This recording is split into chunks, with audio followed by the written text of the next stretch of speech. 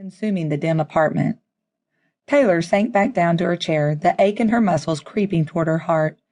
If he didn't want her here, then why did he propose? Even more confounding, why did she say yes? She sat with her fingers poised at her keyboard, the angle of light from her desk lamp glinting off the silver sheen of her wedding band, a platinum symbol of their trailer park commitment. She'd preferred things free and loose in the beginning. The whirlwind of their romance had launched her to the moon, an emotional place she never wanted to leave. But after their Martha's Vineyard elopement, she slowly sank back to earth, leaving the moon and stars behind.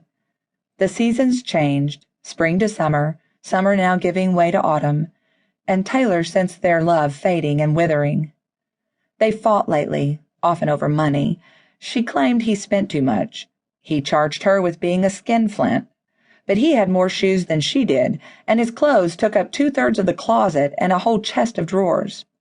With a sigh, Taylor returned to the image she was editing on her screen. A wedding gown, of all things, she'd photographed for a new designer. The shots were due tomorrow. The touch-up work had been body-tensing tedious. All the gowns had dirt on the hems from the outdoor location. For the last 10 hours she'd been enhancing light and shadow in each photograph, the setting, the models, the dresses, and at last making brown spots white. After a few seconds, Taylor lost her concentration. Sitting back, she checked the time. 10 o'clock. "Jack, you hungry?" she called toward the bedroom, waiting, listening. She'd worked through the dinner hour, ignoring her rumbling belly, determined to get this job done. If she wanted to grow her resume as a commercial photographer, she needed to deliver excellent work on time. "Jack?" The closet door clicked shut, but otherwise there was no response. Okay, back to work. 3 more dresses and done. Breathing in, Taylor hunkered down, willing herself to press on. Right after she eloped with Jack, she landed her first commercial client, Melinda House Weddings, a European designer famous for dressing the Grand Duchess of Hessenberg, Princess Regina. Landing Jack Forrester and Melinda House in the same month? Serendipitous. Dreamlike. "What are you doing?" Jack entered the room and dropped down to the couch, reaching for the remote. He was dressed for exercise in his basketball shorts and oversized Ohio State National Championship t-shirt. "Working." No kiss, no tender hello, no sultry gaze like in the days of old. 6 months ago felt like the days of old. "Are you hungry?" "No, ate at work." "Is this the Melinda House job?" "Yes, the hems are dirty. I told her it would happen, but she insisted on an outdoor shoot," which had taken Taylor and her assistant Addison on an exhausting yet exhilarating ride all over the city. "By the way, Carrie texted me today. She wondered if you had her wedding done yet." "Why is she texting you? She's got my number." Taylor doubled down on the image on her screen. Why did Carrie insist on using Jack as an unnecessary middleman? "Don't snap, just asking."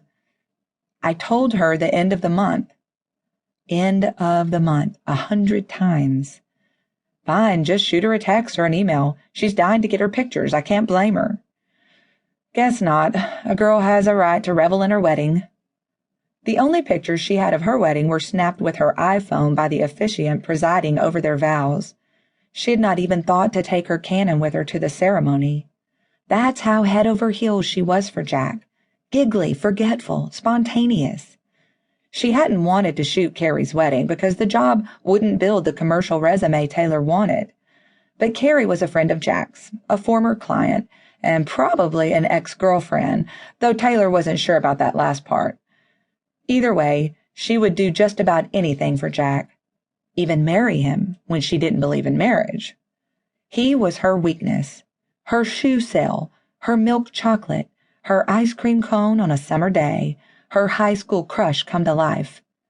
She didn't know he was in Manhattan until that cold January afternoon when she literally ran into him coming around the corner of Madison and 67th. She'd just finished a job and thought a perusal of the Tory Burch store would be a nice reward. Not that she had Tory Burch kind of money to spend, but looking and dreaming never hurt. She'd get a latte on the way home as another reward. Instead, she'd rediscovered Jack. So much better than drooling over clothes she couldn't afford.